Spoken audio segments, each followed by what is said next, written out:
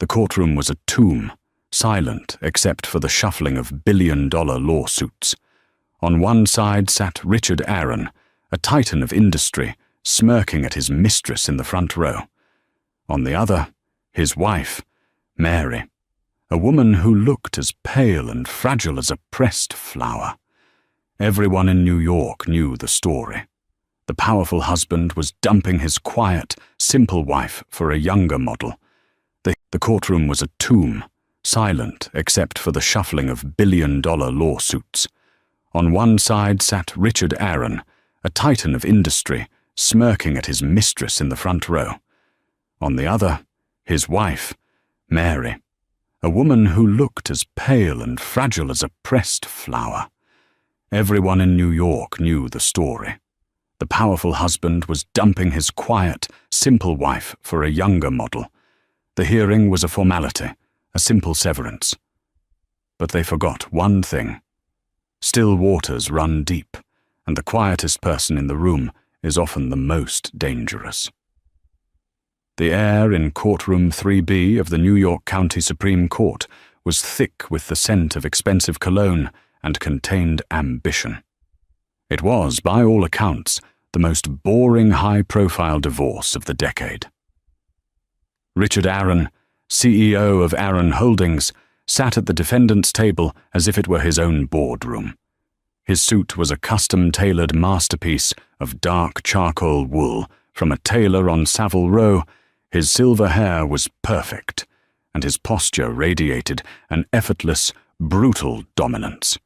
He represented new money, but he wore it with the arrogance of old aristocracy. Beside him sat his lawyer, Marcus Thorne. Thorne was a shark from the prestigious firm of Sterling and Croft, a man whose smile never reached his eyes, and whose billing rate was higher than a small country's GDP. They murmured to each other, sharing a quiet joke. In the gallery, just behind them, sat Sienna. Sienna was the catalyst. She was everything Mary was not, vibrant, sculpted, and radiating a confidence that bordered on aggressive. She wore a tight, blood-red dress that was scandalously inappropriate for a court proceeding, and she was actively texting, a smug smile playing on her lips. She was the public upgrade, the woman Richard was parading around Manhattan before the ink on his divorce papers was even dry. And then, at the plaintiff's table, there was Mary Aaron. To the reporters crammed into the back benches, Mary was a ghost. She wore a plain, high-collared grey dress that looked like it had been purchased from a forgotten department store.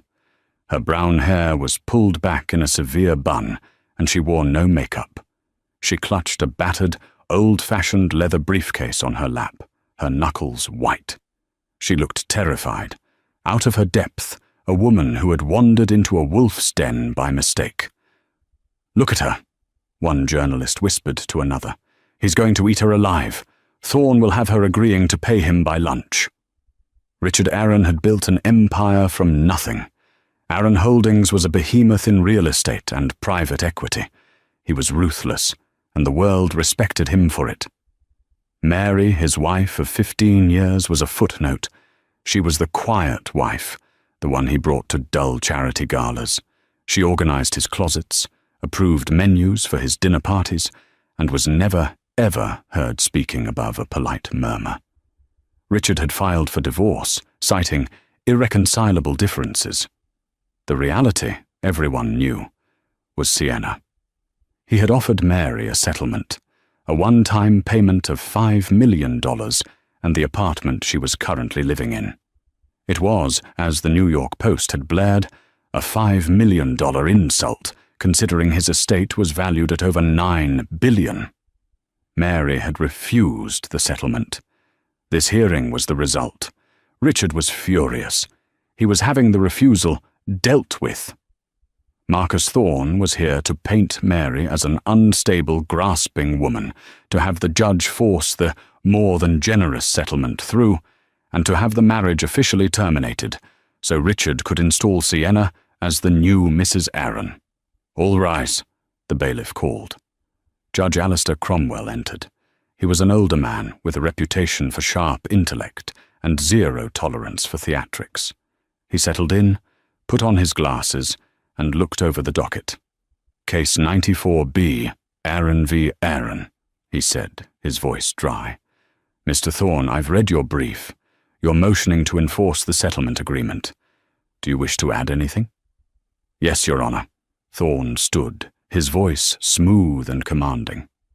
We believe the plaintiff, Mrs. Aaron, is not acting in good faith. The offer on the table is extraordinarily generous, considering Mrs. Aaron brought nothing into this marriage and contributed nothing to Mr. Aaron's financial success. She was a homemaker. He said the word homemaker with a sneer, as if it were a synonym for parasite. She has no head for figures, Your Honor, Thorne continued. We have psychiatric evaluations that suggest she is prone to fantasy. We believe she is being manipulated by her counsel into this fishing expedition. He gestured to Mary's lawyer, Anne Holloway. If Mary was a mouse, Holloway was a sparrow. She was a small, middle-aged woman in a rumpled brown suit, the kind of lawyer who usually handled public defender cases, not billion-dollar divorces. Richard Aaron smirked. This was perfect. The optics were perfect. The terrified wife and her bargain bin lawyer versus the Titan and his shark. Ms. Holloway, the judge said, turning to her. Your response to the motion? Anne Holloway stood. The room leaned in, expecting a weak, reedy protest. Your Honor, Holloway said, her voice surprisingly clear and steady. We reject the settlement, and we reject Mr. Thorne's assessment of my client, but most of all, we reject the premise of this entire hearing. Thorne actually laughed. The premise, Your Honor? The premise is a divorce. No, Mr. Thorne, Holloway said, turning to face him. The premise is the division of assets, and we are here to argue that the assets known as the Aaron estate are not, in fact, Mr. Aaron's property to divide. A murmur went through the courtroom. Richard Aaron stopped smiling. That's a bold claim, Ms. Holloway, Judge Cromwell said, leaning forward. On what grounds? On the grounds, Your Honor, Holloway said, that the entirety of Aaron Holdings was built on a foundation of fraud, theft, and conspiracy, and we are here to prove it. The silence in the courtroom was no longer respectful. It was absolute, crackling shock. Sienna had stopped texting. Richard Aaron's face had gone from smug to stony. Your Honor, Thorne boomed, this is an outrageous, slanderous tactic. This is a divorce court, not a commercial litigation forum. She is trying to poison the well. Is she? Judge Cromwell asked, his eyes fixed on Mary, who had not moved, her hand still gripping the leather briefcase. Or is she establishing the true value, or lack thereof, of the marital assets? Proceed, Miss Holloway. But be warned, this had better lead somewhere. Thank you, Your Honor, Holloway said. I'd like to call my first witness to the stand. And who would that be? Mary Aaron. The walk from the table to the witness stand was only 10 feet, but Mary Aaron made it feel like a mile. She moved with a strange, deliberate calm. The trembling woman from the hallway seemed to have evaporated, replaced by someone rigid and focused. She placed her worn leather briefcase on the table beside the stand, took the oath, and sat. Mrs. Aaron, Anne Holloway began, please state your name and your relationship to the defendant. My name is Mary Aaron. I am the wife of Richard Aaron. Her voice was low but perfectly clear. No quiver. No fear. Richard watched her, a flicker of genuine confusion on his face. This was not the woman he knew. The woman he knew cried when he raised his voice. The woman he knew apologized when he was wrong. Mrs. Aaron, Thorne interrupted, standing up. Your Honor, must we listen to this? Her lawyer has made an insane accusation. Let them present a document, a piece of evidence, not the ramblings of a scorned woman. Mr. Thorne, sit down, Judge Cromwell snapped. You will have your turn on cross-examination. Ms. Holloway, you have the floor. Thank you, Holloway said. Mrs. Arran, Mr. Thorne has painted you as a simple homemaker. Is that an accurate description of your contribution to the marriage? Mary looked at her husband.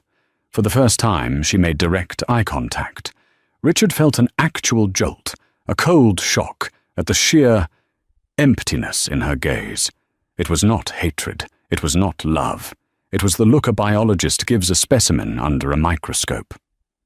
I was a homemaker. Yes, Mary said. I managed the properties. I managed the staff.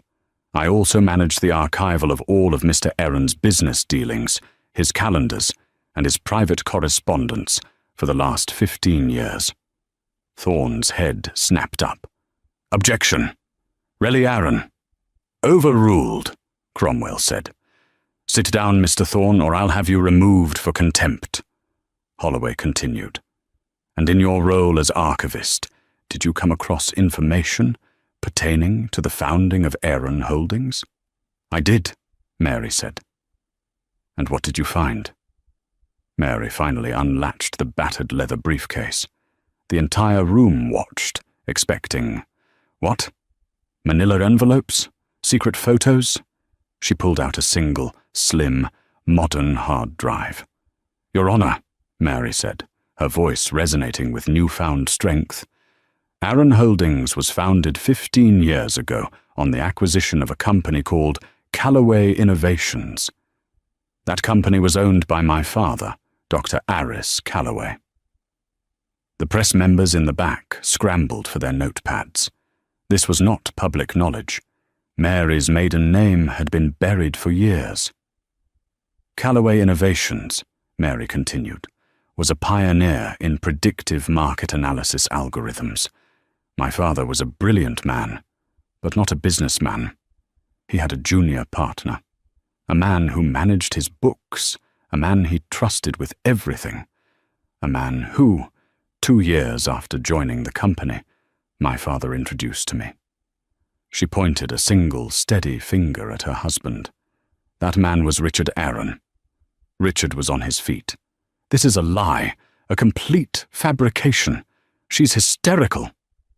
Mr. Arran, one more outburst and you're in the holding cell, Judge Cromwell roared. Sit down. Thorne, for the first time, looked genuinely worried. He leaned in and whispered furiously to Richard, who shook his head, his face turning a dangerous shade of purple. Go on, Mrs. Arran, the judge said. My father's company, Mary said, imploded. A series of bad investments, an audit that found massive irregularities, and a sudden, catastrophic loss of his core patent. He was ruined. He lost everything. 6 months later, he took his own life. The courtroom was frozen. I was devastated, Mary said, her voice now holding a trace of the old pain. Richard was there to comfort me. He said he had tried to save my father, but Aris was too far gone. Richard said he wanted to take care of me. We were married 3 months later. A year after that, he launched Arran Holdings, using a new, revolutionary software as its basis. He'd developed it himself, he said. And had he? Holloway asked. No, Mary said. He had stolen it. This hard drive, she held it up, is a complete digital copy of my father's original work, the work Richard claimed had been lost in a server crash. I found the original drive hidden in a false bottom of my father's old desk, which I had kept in storage. The timestamp on the patent files predates the launch of Arran Holdings by 2 years. The algorithm that built Richard's $9 billion empire was not his. It was my father's. Objection! Objection! Marcus Thorne was apoplectic, his polished veneer completely shattered. Your Honor, this is theatre, A grieving daughter's fantasy. This is a 15-year-old baseless claim. It has no place in this divorce hearing." Judge Cromwell held up a hand. "Mr. Thorne, are you Mr. Oren's legal counsel or his publicist? This is a hearing to determine the division of marital property. If the entire marital property was founded on stolen assets, then it is relevant. If, as you say, it's a fantasy, then you'll have no trouble disproving it on cross-examination. I'm allowing this evidence to be entered as Plaintiff's Exhibit A." A clerk took the hard drive from a stone-faced Mary. "Now, Mrs. Aaron," Holloway continued, "you found this drive. When?" "10 years ago," Mary replied. The shock in the room was palpable. Richard Aaron, who had been composing himself, paled. 10 years?" he stammered, forgetting to speak to his lawyer. "Yes," Mary said, turning to him. 10 years. I found it when I was moving our things into the new penthouse. I found my father's old desk, the one you so generously offered to keep for me. And I found the hidden compartment. And I found the drive." "And what did you do?" Holloway asked. "At first I was confused. Then I was ill. I confronted Richard." She looked at her husband. "Do you remember that night, Richard? July 14th, I came to your study. I showed you the drive. I asked you what it was." Richard was silent, his face a mask of disbelief and fury. "He told me I was being sentimental and stupid," Mary said to the court. "He told me my father was a failed man, and that I was lucky he, Richard, had been there to salvage anything. He told me to forget it, or I'd end up just as broken as my father. He took the drive, or so he thought." "What do you mean?" Holloway asked. "He took a decoy. I had already cloned it. That night I realized my marriage was a lie. My husband was the man who had destroyed my father and built an empire on his grave. But I also knew he was dangerous. He had covered his tracks perfectly. The audit that ruined my father? The key witnesses had all retired to non-extradition countries. The server data was corrupted. A single hard drive from a dead man wouldn't be enough. He would have destroyed me. So what did you do?" "I stayed," Mary said simply. "I stayed. And I became the perfect, quiet, simple wife. I became the person he wanted me to be. A person who wasn't smart enough to be a threat. A person who wouldn't be looking. And as his devoted, simple wife, I archived everything. I backed up every server. I read every email. I noted every offshore bank transfer. I sat in on meetings and took polite notes. For 10 years I gathered the thread." Thorne, who had been furiously scrolling through his phone, suddenly went very still. He had just received a message from his firm. "Your Honor," Thorne said, his voice strained, "I must request an immediate recess. There has been a new development." "Request denied, Mr. Thorne," Judge Cromwell said, his eyes gleaming. "I am finding this testimony fascinating." "Mrs. Aaron," Holloway said, "your husband's empire wasn't just built on this stolen patent, was it?" "No," Mary said. "That was just the seed. To grow it, he had to hide the origins. That meant laundering the initial profits. That meant tax evasion. That meant other things." "Your Honor," Holloway said, "I would like to call my second witness, Mr. James Milner." The doors at the back of the courtroom opened. A man in a simple grey suit, flanked by 2 men who were clearly not lawyers, walked in. Richard Aaron's jaw dropped. "James, what the hell?" "James Milner," Mary supplied, "was the chief financial officer of Aaron Holdings for 12 years. He was removed 3 years ago when he started asking too many questions." "He was fired for embezzlement," Richard roared, finally losing control. "No," Holloway said. He was fired for finding the Vanderbilt Global Trust, an offshore entity in the Cayman Islands. An entity, Your Honor, that Mr. Aaron used to launder profits and hide assets from the IRS. Mr. Milner has been cooperating with the U.S. Attorney's Office for the Southern District of New York for the past 18 months. He has full immunity. Thorne collapsed into his chair. Oh my God! This is a conspiracy, Richard yelled, pointing at Mary. You did this! Yes, Mary said. I did. I contacted Mr. Milner after you fired him. I gave him the evidence I had collected, and together we went to the federal government. This was no longer a divorce. It was a detonation. Marcus Thorne was in a full-blown panic. His client was not just losing a divorce case. He was being implicated in a massive federal conspiracy. Your Honor, I must protest, Thorne fumbled, standing and sitting in a spastic motion. This is an abuse of process. My client is being ambushed. This is a sealed federal case being adjudicated in a civil hearing. Settle down, Mr. Thorne, Judge Cromwell said, his voice cold as steel. It was a sealed case. It appears the U.S. Attorney's Office, in conjunction with Ms. Holloway, filed a motion to unseal this very morning, contingent on this hearing. A motion which I am granting, nunc pro tunc. This court has been made aware of the concurrent federal investigation and its rele Aaron to the Division of Assets.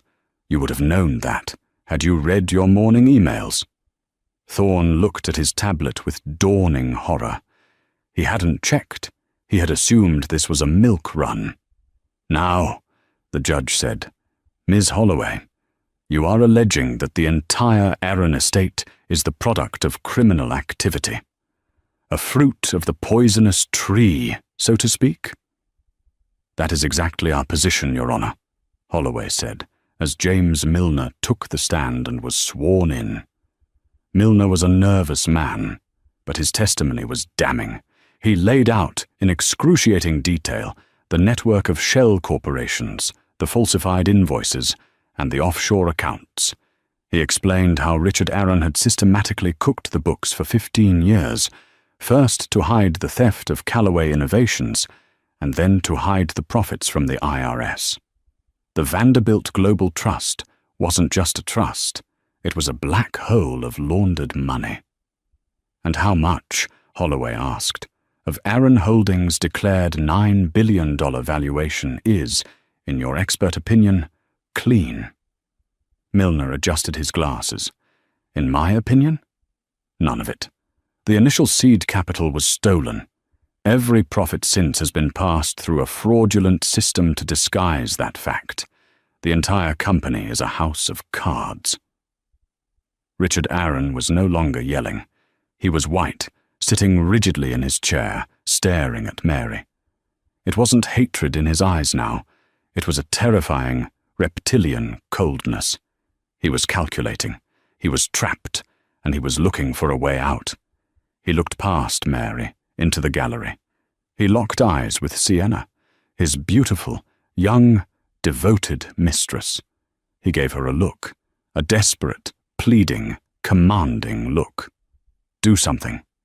Sienna, who had been watching the proceedings with a look of bored horror, as if her future shopping sprees were evaporating before her eyes, suddenly stood up. "This is ridiculous," she shouted, causing the bailiff to move toward her. "He's not a criminal. Mary is the one. She's obsessed. She's crazy." "Ma'am, you will be silent or be removed," the bailiff ordered. "No," Sienna shrieked. "I won't let her. Richard is a good man. He loves me. He's been trying to protect his assets from her. That's all. She's the thief." Judge Cromwell sighed. "Bailiff, remove that woman from my courtroom." "With pleasure, Your Honor." The bailiff took Sienna's arm. "Wait," Anne Holloway said, her voice cutting through the drama. Everyone froze. "I ask that the court detain Ms. What is her name?" "Sienna Peters," Thorne supplied, confused. Ms. Sienna Peters, Holloway continued.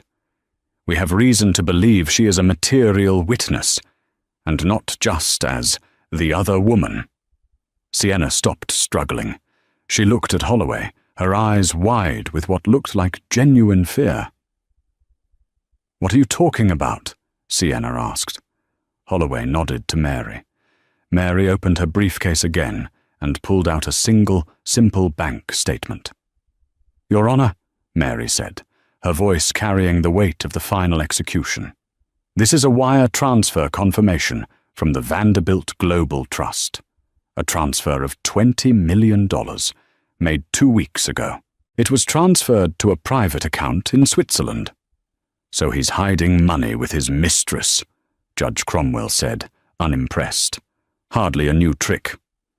Not just hiding it, Your Honor, Mary said. The account she received it in is under the name Sienna Hayes. Not Sienna Peters. And that transfer, it wasn't a gift. Mary looked directly at the mistress. It was blackmail, wasn't it, Sienna? You weren't just the mistress. You were his private secretary. You found the same offshore accounts I did, and you decided to get your piece of the pie before he dumped you for the next girl. Sienna's face crumpled. The act was gone. The smugness was replaced by raw, bottom-feeding panic. She had been found out. He told me he'd ruin me, she cried, pointing at Richard. He said if I said anything, he'd...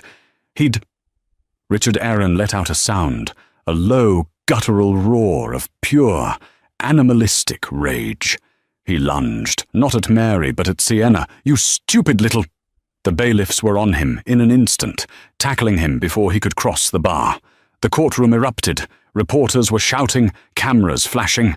Marcus Thorne put his head in his hands. Order! Order! Judge Cromwell bellowed, slamming his gavel. Bailiffs, restrain Mr. Aaron, Ms. Peters, or Ms. Hayes, or whoever you are. You are now in federal custody. Take her to the holding cell. We will have a 5-minute recess to clear the room and get Mr. Aaron in restraints. As the room cleared, Mary Aaron sat perfectly still, her hands folded on the table. She hadn't flinched. She hadn't even blinked. She had simply watched the empire burn. The courtroom reconvened 15 minutes later. The chaos had been replaced by a heavy, funereal silence. Richard Aaron was back at the defendant's table, but he was no longer a titan. He was a man in an expensive suit, flanked by 2 large court officers. His composure was gone. He was visibly trembling with rage. Marcus Thorne looked like he had aged 10 years. Sienna was gone, removed to a holding cell, her high-pitched wails echoing down the hall before fading. Well, Judge Cromwell said, looking down at the wreckage of the case. That was illuminating. Ms. Holloway, your client has presented a compelling case that the defendant, Mr. Aaron, has engaged in decades of criminal activity, and that the marital estate is, in fact, built on fraud. Yes, Your Honor, Holloway said. However, the judge continued, this presents a legal quandary. If the entire estate is the fruit of a criminal enterprise, as Mr. Milner's testimony suggests, then it is subject to forfeiture by the U.S. government. The IRS and the SEC will have their claims. The federal government will seize Aaron Holdings. There will be nothing left to divide. Your client will have won her moral victory, but she will be left with the same $5 million apartment Mr. Aaron initially offered. Richard Aaron heard this, and a slow, sick smile spread across his face. He looked at Mary. He'd lost. He was going to prison, but she wasn't winning. She wouldn't get a dime of his money. He'd see it all burned to the ground before she got to touch it. He's right, you know, Richard whispered, his voice a harsh grate. You get nothing, Mary. You get nothing. I win. Even from a cell, I win. Mary met his gaze. The mask of calm finally broke, but not into fear. A tiny, slow, cold smile touched her lips. You really think I'd do all this, just for moral victory, Richard? She whispered back. Miss Holloway, the judge called, not hearing the exchange. Do you have a response to this? Have you just successfully argued your client into poverty? Your Honor, Anne Holloway said, standing for what she knew would be the last time. That would be the case if my client were only a spouse. But she is not. Thorne looked up, confused. What does that mean?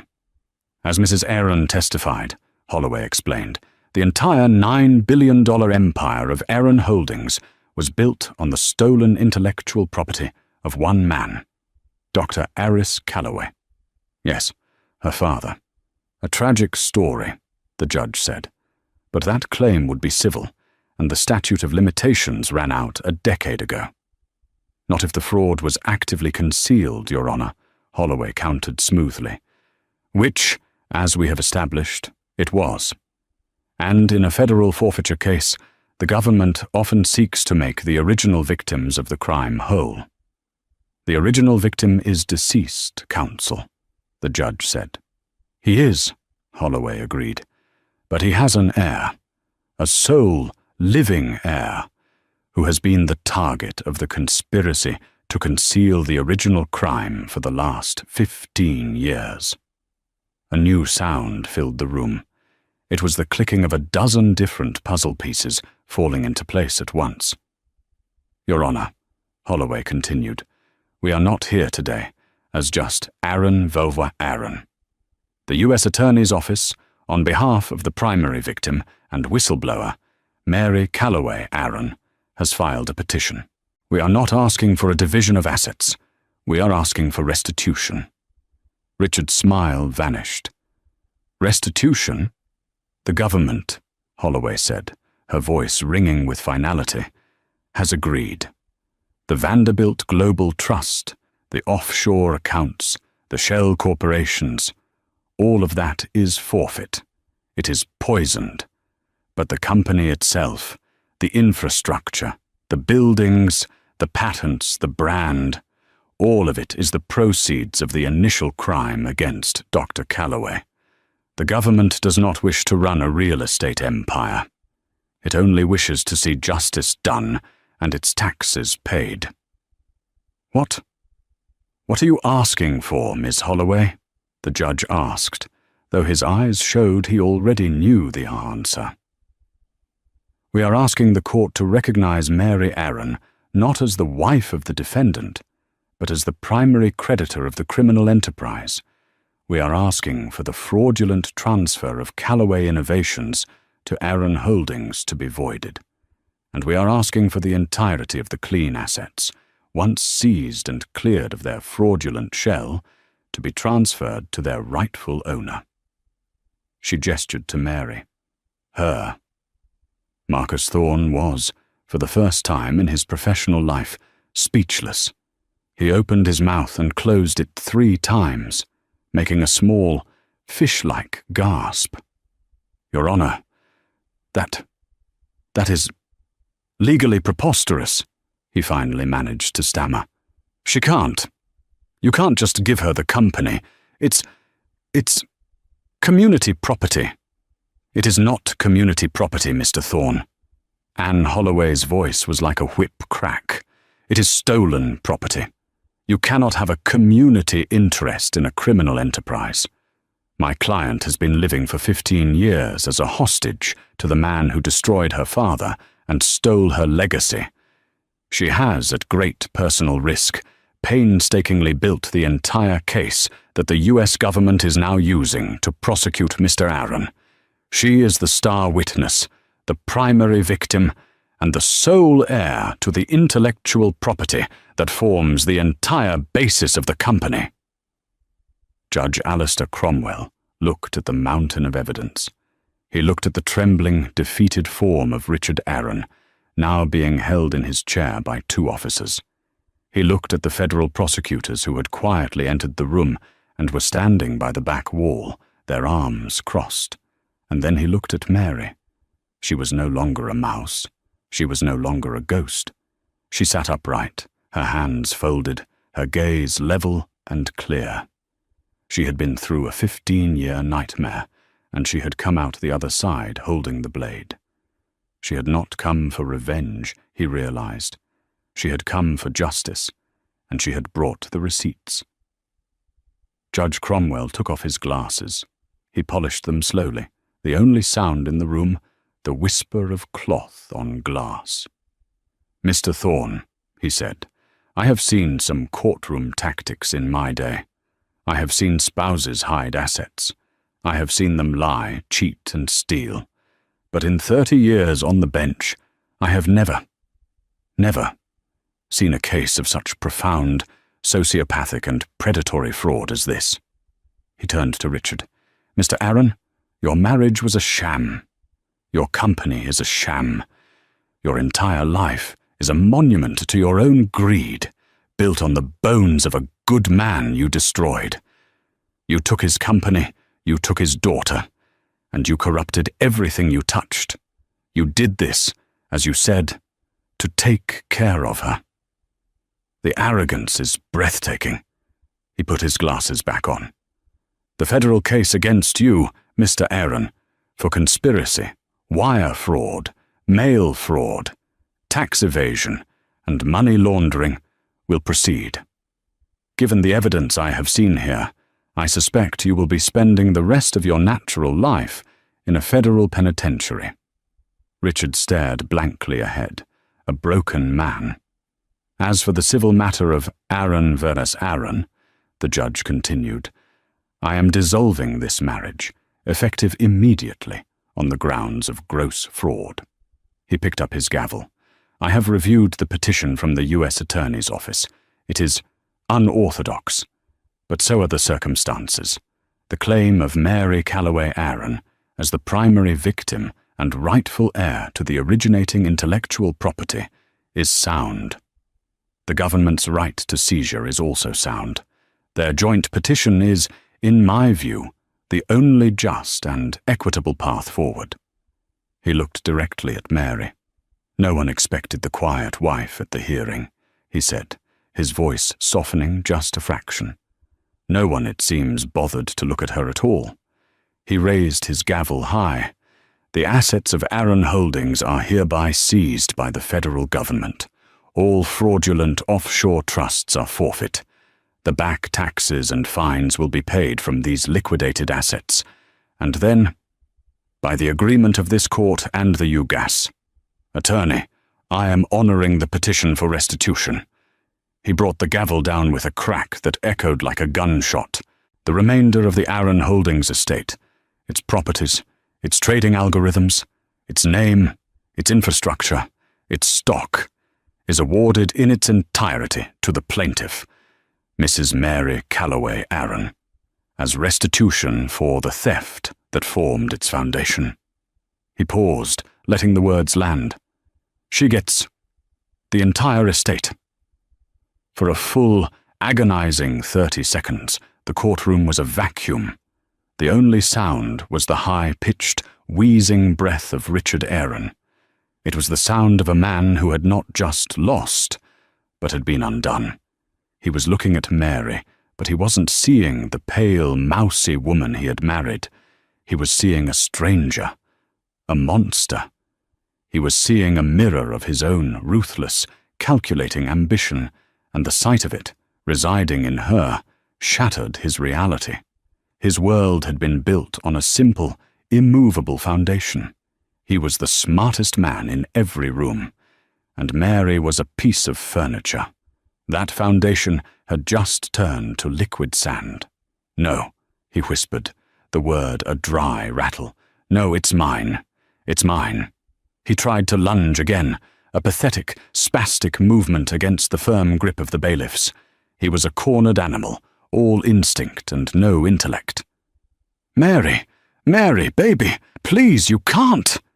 His voice shifted, a desperate, oily attempt at the old manipulation that had worked for 15 years. Tell them you don't want this. We can split it. I'll give you whatever you want. Mary, please." Mary met his gaze. The mask of calm she had worn for 10 years, The mask she had built to survive him finally dissolved, but it did not break into tears or anger. It simply fell away. Beneath it was not a victim. It was a survivor, forged in steel and ice. "I am my father's daughter," she said. Her voice was quiet, but it carried across the silent room like a cannonade. She stood up, her movement fluid and certain. She picked up her empty, battered leather briefcase, the last relic of her old life. Richard saw her dismissal. He saw the finality. The last thread of his manipulative hope snapped, and all that was left was a raw, primal scream of narcissistic rage. "You can't!" he shrieked, his face a terrifying mask of purple and white. "You're nothing. You're a ghost. I made you. It's mine." "Take him away," Judge Cromwell ordered, his voice heavy with disgust. As Richard Aaron was physically dragged, screaming and babbling, out of the courtroom, the federal prosecutors, who had been standing like statues at the back, moved in. Their purpose was swift. One of them, a tall woman with U.S. Attorney on her credentials, walked directly to the defendant's table and slapped a new set of cuffs on Marcus Thorne. "Marcus Thorne," she said, her voice devoid of emotion, "you're under arrest for conspiracy to defraud the United States, accessory after the fact, and obstruction of justice. You have the right to remain silent." Thorne, the shark, the titan of the bar, didn't even protest. He just collapsed into his chair, a weeping, broken man. He had been so focused on the divorce, so arrogant, that he never saw the real case. He'd been out-lawyered, outmaneuvered, and utterly destroyed by a simple homemaker and a public defender-class lawyer. His career wasn't just over, it was being buried under a federal prison. The courtroom doors banged shut, cutting off Richard's final, incoherent curses. The silence that fell was profound. It was the silence of a bomb site. Judge Cromwell looked at Mary, who was standing beside Anne Holloway, her posture perfect. "Mrs. Aaron." "Miss Calloway," he corrected himself. "I have never seen anything like this. You were not just a victim. You were the guardian of your father's legacy, and you have, at great personal risk, performed a service not only for yourself, but for the public. This court is in your debt." Mary simply nodded, a gesture of mutual respect. She turned and began to walk down the main aisle. The reporters in the gallery, who had been frozen in stunned silence, finally erupted. They scrambled over each other, a chaotic mob, but the bailiffs, now energized, formed a wall, allowing Mary and Anne to pass. They walked through the massive marble hallway of the New York Supreme Court, their footsteps echoing. The air outside the courtroom felt different. "Is it over?" Mary asked, her voice the first sign of a tremor she had shown all day. Anne Holloway stopped and put a hand on her arm. "For him, it's over. The trial will be a formality. He'll die in prison. For you, it's just beginning." Anne smiled, a real, bright smile. "You did it, Mary. My God, you did it. For 10 years. I have to admit, I was terrified for you. I thought he'd find out. I thought he might." "He almost did," Mary said, her voice distant, remembering a night 3 years prior. A night he'd found a locked file, and she'd had to convince him it was a surprise party guest list. The memory made her shiver. "But he never saw me. He only saw the woman he'd invented." She stopped at the great bronze doors of the courthouse and held out the leather briefcase to her lawyer. "I don't think I'll be needing this anymore." Anne took it, her eyes shining with tears.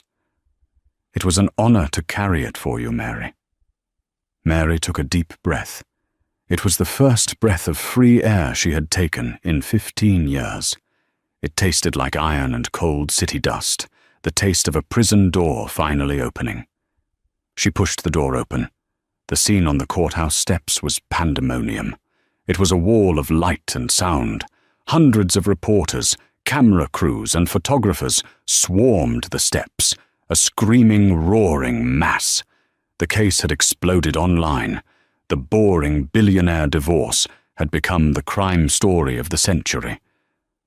"Mrs. Aaron! Mrs. Aaron! How long did you know? Is it true you have the entire estate? What will you do now? Are you the richest woman in New York?" The questions were a barrage, a physical assault of sound. Mary stopped on the top step, Anne beside her. She didn't flinch. She didn't hide. She held up a single pale hand, and the chaos quieted. Not to silence, but to a dull, expectant roar. They sensed it. This was not a victim. This was not a scorned wife. This was power. Mary Calloway stepped up to the forest of microphones. She looked directly into the main camera, her gaze so steady and cold it felt like it could freeze the lens. "My name," she said, her voice not loud but carrying with absolute precision, "is Mary Calloway." The correction was instant and electric. The reporters began scribbling. Today the court rendered a just verdict. But let me be perfectly clear. This was not a divorce. It was an exhumation. For 15 years, Richard Aaron built an empire on the grave of my father, Dr. Aris Calloway. Today, we have placed the tombstone. A stunned murmur went through the crowd. Aaron Holdings, as a corporate entity, is dissolved, effective immediately. This was the kill shot. This was news that would rock Wall Street in seconds. "In its place," Mary continued, her voice rising in strength, "I am establishing the Calloway Foundation. This entity will be funded by the complete and total liquidation of all former Aaron assets. The fraud is being unwound. The poison is being purged." "What will it do?" someone yelled. Mary's eyes found the reporter. The Calloway Foundation has 2 missions. Its first act will be to establish the Aris Calloway Grant for women in computational science, to ensure that brilliant minds like my father's are nurtured, not preyed upon. She paused, letting the noble reason land before delivering the blade. Its second mission is a promise. The algorithm my father built to predict market trends will now be used to predict crime. We will use the full force of my father's genius to find other men like Richard Aaron. We will find the fraudsters, the embezzlers, and the predators who hide in plain sight. We will find them, we will audit them, and we will turn them over to the authorities. The Calloway Foundation is not a company. It is a reckoning. There will be no further comment. She turned, and as if on cue, a sleek, black, unadorned sedan pulled up to the curb. The crowd was frozen, not just by her words, but by the sheer, terrifying power of her promise. She hadn't just taken the money. She had taken the power. She had taken his company and turned it into a weapon aimed at every single person like him. Mary and Anne got into the car. The door closed, shutting out the wall of noise, a heavy, satisfying thud. Inside, the silence of the soundproofed car was absolute. Mary Calloway leaned her head back against the leather. She closed her eyes. A single tear traced a path down her cheek. Not a tear of sadness or even of joy. It was a tear of completion. The 15-year-old knot of fear, anger, and grief that had lived in her stomach for so long had finally uncoiled. For the first time since she was a girl, Mary Calloway was alone. And for the first time in her life, she was free. The world had changed. The name Aaron was now synonymous with Madoff. The financial and social fallout had been catastrophic, a controlled detonation that Mary Calloway had overseen from a distance. In the Metropolitan Detention Center, Brooklyn, Richard Aaron was no longer a titan. He was just inmate 4812B. The custom Savile Row suits were gone, replaced by a dull orange jumpsuit that hung limply on his frame. The silver hair was uncombed, the powerful aura completely extinguished, leaving behind a sallow, trembling, middle-aged man. He sat in a small, sterile visiting booth, looking through a smeared pane of plexiglass at his new lawyer. Not Marcus Thorne. Thorne was in a cell in the same facility, facing his own disbarment and a lengthy sentence. This was a young, overworked public defender named Ben. "I want you to file for a new trial," Richard said, his voice a weak rasp, but still edged with that familiar, hollow arrogance. The judge was biased.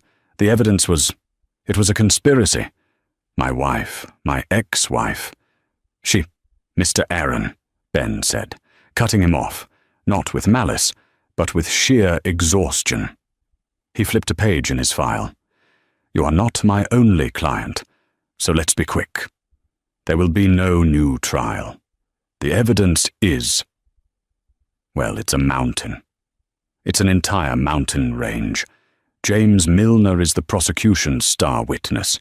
Sienna Hayes has taken a deal and is testifying against you. Marcus Thorne, to save his own skin, is testifying against you. The U.S. Attorney's Office has documentation of every illegal wire transfer you've made since 2010. They have you cold." Richard stared. "So, what does that mean?" "It means," Ben said, "that they are offering a plea deal. You plead guilty to all 17 counts. They will consolidate the sentences. You'll serve 35 years, with a possibility of parole in 30. If you go to trial, they will seek life without parole, and they will win. 35 years. It was a life sentence. He would be in his 80s. "Did she do this?" Richard whispered, his eyes wide and frantic. "Did Mary? Did she send you? Is this her deal?" Ben, the public defender, looked genuinely confused. "Who?" "Ms. Calloway." "No. She's not even on the prosecution's witness list. They don't need her. As far as the federal case is concerned, she's just the whistleblower who handed them the box. They have everything else. She hasn't been involved in this for weeks." That was the final devastating blow. It wasn't that she had beaten him. It was that she had moved on. He was a piece of trash she had taken out, and she hadn't given him a second thought. He was no longer relevant to his own story. The titan of industry slumped against the glass, a hollow, empty husk. In a federal processing center in Queens, Sienna Hayes, or rather, Sienna Peters, her real name as it turned out, sat in a deposition room. Her vibrant red dresses were gone, replaced by a drab tan uniform. Her hair was lank, her face scrubbed of makeup. She looked cheap, and she looked terrified. She was facing Anne Holloway. "The $20 million you blackmailed from Mr. Aaron has been clawed back from your Swiss account," Anne said, her voice flat.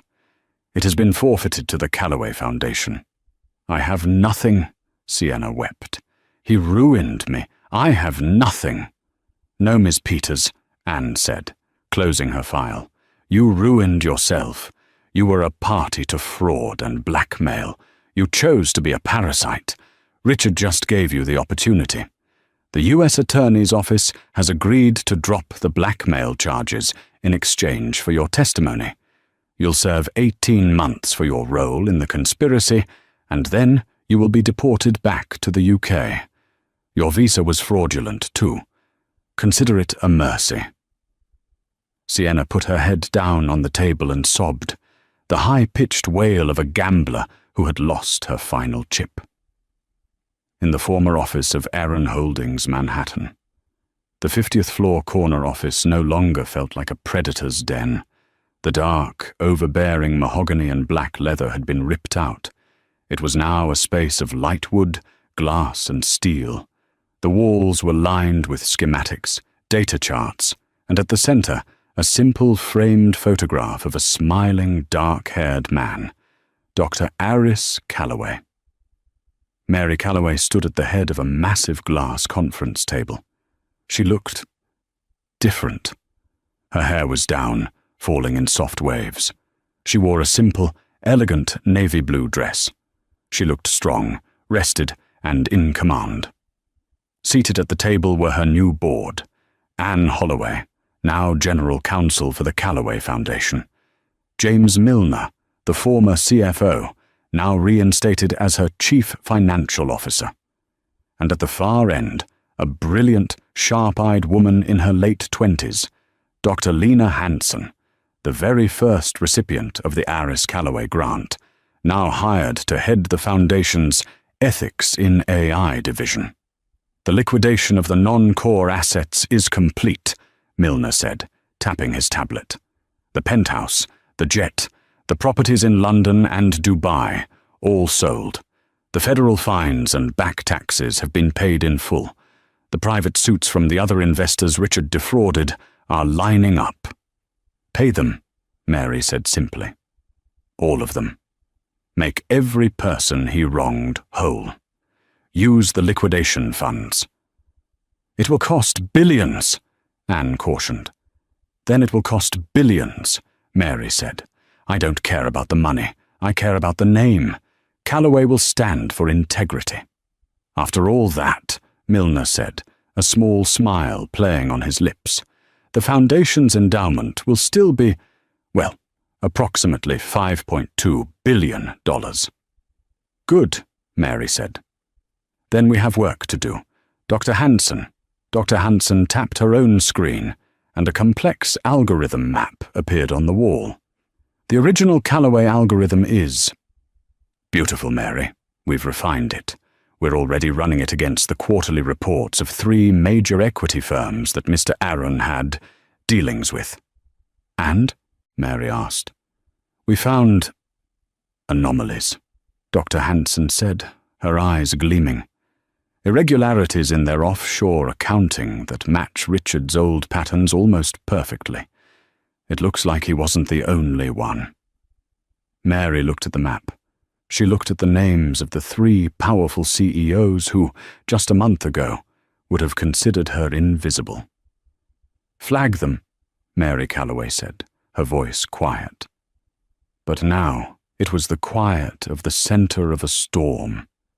"Run the full diagnostic. Then send the data packet to the U.S. Attorney's Office, anonymously, for now." The meeting ended. Mary was left alone in the vast, bright office. She walked to the window, looking out over the New York skyline. It was her city, in a way it had never been. She hadn't just taken back her name. She hadn't just gotten justice for her father. She had taken the weapon Richard Aaron had built to rape the world, and she had aimed it back at him and everyone like him. She picked up the photo of her father. "We did it, Dad," she whispered. "It's over." She placed the photo back on the desk. She was not smiling. She was not sad. She was simply working. The quiet wife was gone. The Queen had just begun her reign.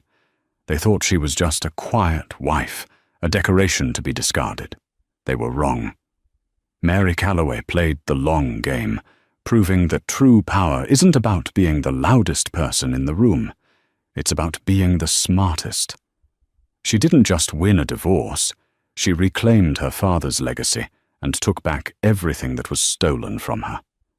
The man who tried to erase her is now just a footnote in her story. What did you think of Mary's ultimate 10-year plan?